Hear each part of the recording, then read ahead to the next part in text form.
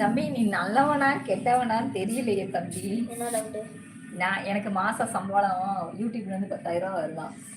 10,000 ரூபா இல்லை, 20,000 ரூபா வருது. அடிப்பாவி. யாரு இந்த டவுட் கேட்டா? கார்த்திக். லைவ் முடித்த பிறகு 1 2 சால்வி. Okay okay.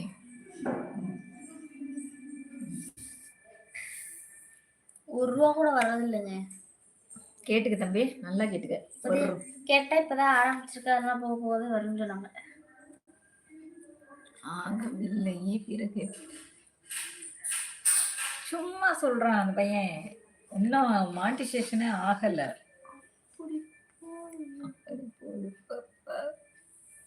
நீ 20,000 ரூபான்னு சொன்னதா?